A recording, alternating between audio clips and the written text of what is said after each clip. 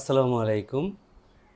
প্রিয় বন্ধুরা, আশা করি আপনারা সবাই ভালোই আছেন। আমিও আপনাদের দোয়ায় আলহামদুলিল্লাহ মোটামুটি ভালোই আছি।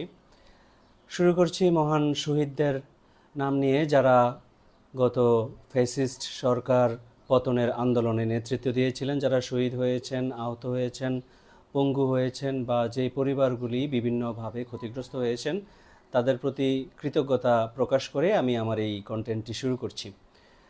আজকে যেই বিষয়টা নিয়ে আলোচনা করব সেটা হচ্ছে যে আমাদের দেশে যে ম্যাজিস্ট্রেসি দেওয়া হলো আর্মিকে, এটার আসলে কোনো প্রয়োজনীয়তা আছে কিনা, বা এই বিষয়টা নিয়ে আমার বিশ্লেষণ কি সেটা নিয়ে আপনাদের সাথে আলোচনা করার জন্য।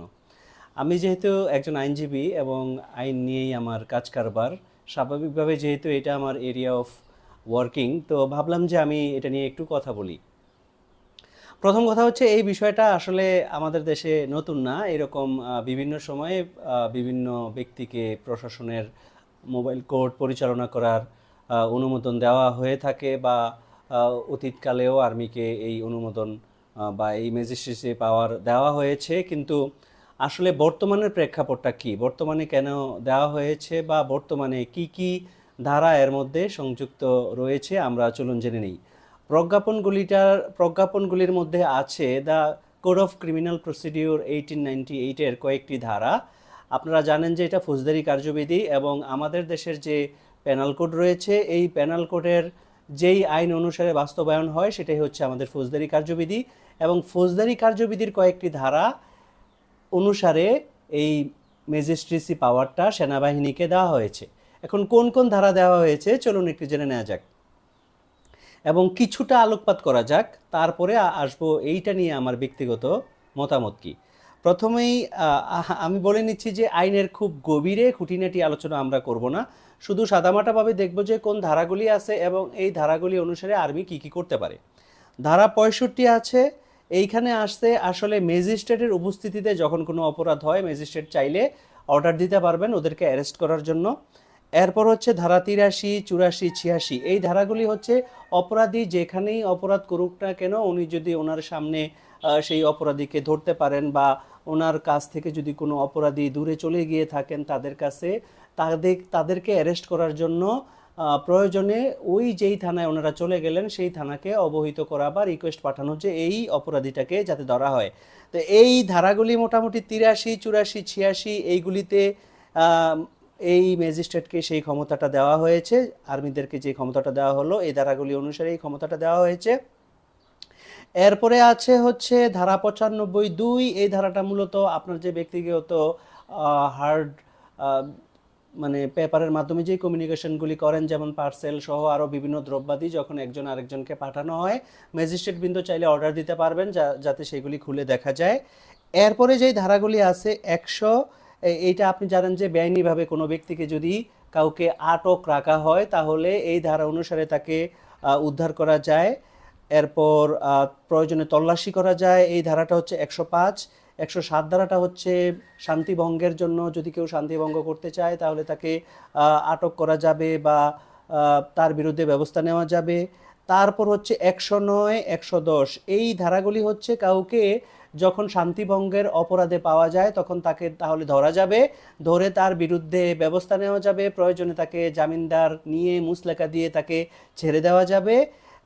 এছাড়াও যারা অভ্যাসগত অপরাধী, ধরেন গত বছরের পর বছর, মাসের পর মাস অপরাধ করেছে, বিভিন্ন জায়গায় তারা ধরা পড়েছে এবং তাদের বিরুদ্ধে ব্যবস্থা নেওয়ার এই বিধান ধারা 109 অনুসারে রয়েছে। ধারা 110 অনুসারে অলমোস্ট একই ধরনের সেকশন। এরপরে আমরা যেটাই চলে যাব 127, 128। এই ধারাগুলি হচ্ছে বেআইনি সমাবেশ সংক্রান্ত। বেআইনি সমাবেশটা কি? এই সমাবেশগুলি হচ্ছে 5 বা তার অধিক ব্যক্তি যখন একসাথে মিলিত হয়, হতে পারে তাদের কোনো আইনগত সমাবেশ করার ইচ্ছা ছিল, বেআইনি করার ইচ্ছা ছিল না, কিন্তু পরবর্তীতে এই সমাবেশটা বেআইনি সমাবেশ হয়ে গিয়েছে, তখন এই ধারাগুলি অনুসারে তাদের বিরুদ্ধে নানা রকম ব্যবস্থা নেওয়া যাবে। যেমন বেআইনি সমাবেশগুলিকে ছত্রভঙ্গ হয়ে যাওয়ার নির্দেশ দেওয়া যাবে, বেআইনি সমাবেশটা যাতে কোনো ব্যক্তির উপস্থিত না থাকে তাদেরকে সরিয়ে দেওয়ার ব্যবস্থা নেওয়া যাবে, তাদের বিরুদ্ধে প্রয়োজনে শক্তি প্রয়োগ করা যাবে, ইত্যাদি ইত্যাদি। এরপরে যেই ধারাগুলি রয়েছে সেগুলি হচ্ছে ধারা 133, 142, এগুলি পাবলিক নুইসেন্স সংক্রান্ত গণ উপদ্রব যখন বিভিন্ন জায়গায় হবে সেই অনুসারে যাতে এই ম্যাজিস্ট্রেটের এই পাওয়ারটা থাকে যাতে ওই পাবলিক নুইসেন্সটা দূর করতে পারেন, বিভিন্ন রকমের সমস্যা বাধা এগুলি দূর করতে পারেন, এই ক্ষমতাটাও তাকে দেওয়া হয়েছে। তো মোটামুটি মোটা দাগে বলা যায় যে নির্বাহী ম্যাজিস্ট্রেটরা যেই দায়িত্বগুলি পালন করেন আমরা বিভিন্ন সময়ে দেখেছি যে মোবাইল কোর্ট এই ধরনের ক্ষমতা পেয়ে থাকেন। তারপর বিভিন্ন গুরুত্বপূর্ণ সময়ে বা বিভিন্ন সিচুয়েশন যখন অ্যারাইজ করে তখন নির্বাহী ম্যাজিস্ট্রেটদেরকে যে ক্ষমতাগুলি দেওয়া হয় এই ক্ষমতাগুলি মূলত ওনাদেরকে দেওয়া হয়েছে। এখন আসা যাক কেন দেওয়া হলো, মিলিয়ন ডলার কোশ্চেন। আমাদের নির্বাহী ম্যাজিস্ট্রেট রয়েছেন, আমাদের আদালত রয়েছেন, এরপরেও আর্মিকে সেই ক্ষমতাটা কেন দেওয়া হলো, এইটাই হচ্ছে মূলত আজকের আলোচনার বিষয়। এই ক্ষমতাটা দেওয়ার পিছনে কিছু কারণ রয়েছে। আপনারা জানেন একটা বিপ্লবের মাধ্যমে বর্তমান সরকার ক্ষমতায় এসেছেন এবং এই ক্ষমতাটাকে পাকাপোক্ত করার জন্য, এই ক্ষমতাটা যাতে ব্যর্থ না হয়ে যায়, এই সরকার যাতে ব্যর্থ না হয়ে যায়, সেই জন্য আইন শৃঙ্খলা পরিস্থিতির যাতে উন্নত অবস্থা থাকে, সেই জন্য মূলত আর্মিকে এই ম্যাজিস্ট্রেসি পাওয়ারটা দেওয়া হয়েছে। কেন আমি এটা মনে করতেছি সেটা বলতেছি। আপনারা জানেন যে বাংলাদেশের পুলিশ গত আন্দোলনের সময়, গত বিপ্লবের সময় যেই ভূমিকাটা রেখেছিলেন সেই ভূমিকাটা ছাত্র জনতার বিপক্ষে গিয়েছিল বা তৎকালীন সরকার ছাত্র জনতার বিরুদ্ধে এই ক্ষমতাটাকে ব্যবহার করেছিল। সেই কারণে পুলিশ তাদের দায়িত্বের বাইরে গিয়েও যে সমস্ত কর্মকাণ্ডগুলি করেছেন এটা যথেষ্ট প্রশ্নের সম্মুখীন। পরবর্তীতে তারাও নানা রকম নির্যাতন বা হত্যাকাণ্ডের শিকার হয়েছেন। তাদের প্রতি কিন্তু ছাত্র জনতার প্রচণ্ড বিক্ষোভ রয়েছে এবং অনেকেই এখন গ্রেফতার হচ্ছেন, অনেকেই বিচারের সম্মুখীন। সেই কারণে পুলিশকে যে রাজনৈতিকভাবে ব্যবহার করা, এই ব্যবহার করার ফলে তারা যেই ছাত্র জনতার উপরে যেই অপরাধমূলক কর্মকাণ্ড করেছেন সেই কারণে তাদের মোরালিটি ধ্বংস হয়ে গিয়েছে। আমি বলতে চাচ্ছি যারা ইনভলভ তাদের মোরালিটি ধ্বংস হয়ে গিয়েছে। এই পুলিশ প্রশাসনের পক্ষে আগের মতো করে শক্তি প্রয়োগ করা সম্ভব হচ্ছে না, বা তারা যেইভাবে একটি সুশৃঙ্খল বাহিনী হিসেবে যেইভাবে তাদের কাজ করার কথা তারা সেই রকম করে কাজ করতে পারছেন না। আপনারা জানেন যে এখনও ডিআইজি লেভেল থেকে শুরু করে একেবারে কনস্টেবল পর্যন্ত এখনও শতাধিক পুলিশ অফিসার বা পুলিশ কাজে যোগদান করেন নাই। তাহলে এইখানে একটা শূন্যতা তৈরি হয়েছে। আপনারা জানেন যে এই শূন্যতা পাশাপাশি অন্যান্য রাজনৈতিক অস্থিতিশীলতা বাংলাদেশে এই মুহূর্তে রয়েছে। এবং আপনারা জানবেন যে মোটা দাগে এখন কিছু কিছু বিষয় খুবই আলোচিত, সেটা হচ্ছে শত শত মাজার বা সুফি আউলিয়াদের দরগা ভাঙা হচ্ছে বা দরবার শরীফ ভাঙা হচ্ছে। এটার পক্ষে বিপক্ষে নানা রকম ধর্মীয় ব্যাখ্যা আছে।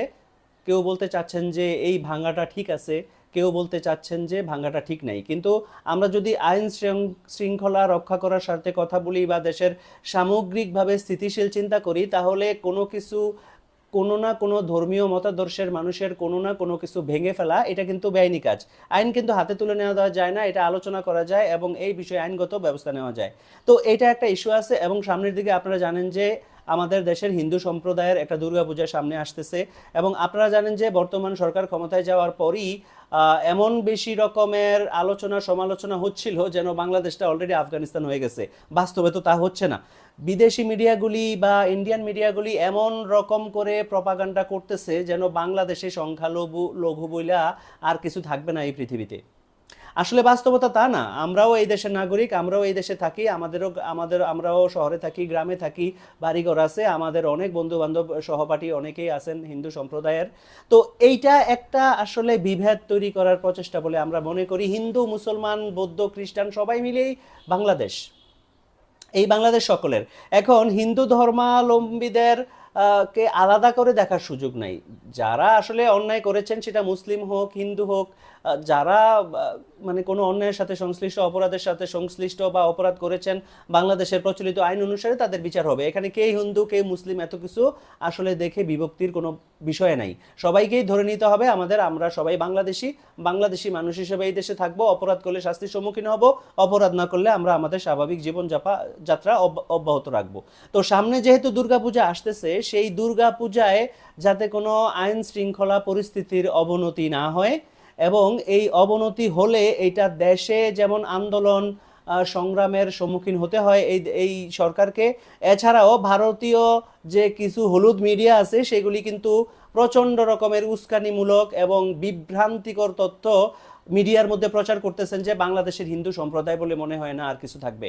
এটা আসলে মিথ্যা। তো তার মানে এই ধরনের আইন শৃঙ্খলা পরিস্থিতির অবনতি হলে এই সরকারের বিরুদ্ধে একটা শ্রেণী উঠে পড়ে লাগবে এবং এটা বিদেশি মিডিয়ার একটা মিথ্যা প্রপাগান্ডার বিষয় হবে, বা সত্যি যদি কোনো ঘটনা ঘটে তাহলে একটা ইন্ডিয়ান মিডিয়া এটা নিয়ে তিলকে তাল বানিয়ে এমন একটা অবস্থা তৈরি করবে যেটা আমাদের দেশের স্থিতিশীলতার জন্য ক্ষতিকর। তো সেই কারণে এছাড়া অন্য একটি কারণ রয়েছে যে একটা সরকার যেহেতু নতুন করে ক্ষমতায় গিয়েছে, তাদের আইন শৃঙ্খলা পরিস্থিতি বা প্রশাসনের উপর তাদের যে একটা শক্ত নিয়ন্ত্রণ, বা প্রশাসনকে ঢেলে সাজানো, বা প্রশাসনকে সরকারের ইচ্ছা মাফিক বা বিপ্লবী সরকারের ইচ্ছা মাফিক কর্মকাণ্ডে নিয়োজিত করা, এখনও সেটা সুচারুভাবে সম্ভব হয়নি বলে বাংলাদেশ সেনাবাহিনীকে এই ম্যাজিস্ট্রেসি পাওয়ারটা দিতে হয়েছে। যদিও 2 মাসের জন্য, ভবিষ্যতে হয়তো প্রজ্ঞাপন আকারে এটা মানে বেশি সময়ের জন্য করা হতেও পারে যদি প্রয়োজন সেরকম হয়। তবে একটা জিনিস মনে রাখতে হবে, the army has licence to kill to foreigners, I mean enemies. এইখানে আমাদের দেশের মানুষের জন্য কিন্তু আর্মি প্রশাসন, আপনার সেনাবাহিনী কিন্তু আসলে they have got licence to kill, কিন্তু এটা এনিমিকে, নট টু সিটিজেন বা নট টু সিভিলিয়ান। তো সেনাবাহিনী যেহেতু এই ধরনের ক্ষমতাগুলি ব্যবহার করে অভ্যস্ত না, আমাদের দেশের বিভিন্ন পুলিশ ল এনফোর্সমেন্ট এজেন্সি যেগুলি আছে, সিআইডি, ডিবি বা নর্মাল যে আমাদের পুলিশ প্রশাসন, তারা কিন্তু বিভিন্ন আদালতের সাথে প্রতিনিয়ত কাজ করে অভ্যস্ত, আদালতের বিভিন্ন নির্দেশনা তামিল করে করে বা নির্দেশনা পালন করে অভ্যস্ত। কিন্তু আমাদের দেশের আর্মি কিন্তু এই ধরনের ম্যাজিস্ট্রেসি পাওয়ার ইউজ করে কিন্তু ইউজ টু না। সেই কারণে তাদেরকে অবশ্যই সতর্ক থাকতে হবে, কারণ কিছুদিন আগে যে যৌথ বাহিনীর অভিযান চললো এবং 2টা ইনসিডেন্ট ঘটেছে যে তাদের হেফাজতে 2জন ব্যক্তির মৃত্যু হয়েছে, একজন পলিটিক্যাল পারসন আরেকজন নন পলিটিক্যাল পারসন। আর্মি এই ম্যাজিস্ট্রেসি পাওয়ার পরে আর্মিকে যথেষ্ট সংযতভাবে এই ক্ষমতাটা প্রয়োগ করতে হবে এবং যাতে এই ক্ষমতার মিসইউজ না হয় এদিকে অবশ্যই খেয়াল করতে হবে।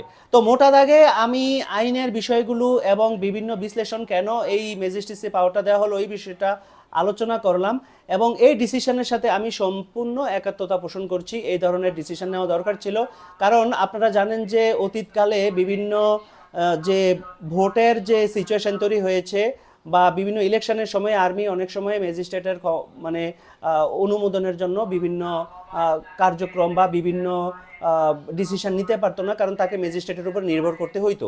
তো এখন কিন্তু তারা একটা ম্যাজিস্ট্রেসি পাওয়ার পাইলেন যে এই মুহূর্তে কোনো আইন শৃঙ্খলা পরিস্থিতির অবনতি হইলে তারা তাদের ক্ষমতা ইউজ করতে পারবেন, কারণ অলরেডি তাদের মধ্য থেকেই কেউ ম্যাজিস্ট্রেট হবেন। ম্যাজিস্ট্রেট যারা হবেন তারা অবশ্যই একজন কমিশনড অফিসার হবেন। তো কমিশনড অফিসার তার ট্রুপকে সেই ক্ষমতাটা প্রয়োগ করার অধিকার দিবেন।